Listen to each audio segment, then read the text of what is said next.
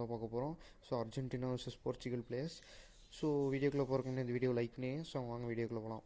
So first வந்து goals வச்சு பார்த்துடலாம். நம்ம கிறிஸ்டியானோ ரொனால்டோ வந்து 916 கோல்ஸ் அடிச்சிருக்காரு மொத்தமாக ஒரு கெரியரில்.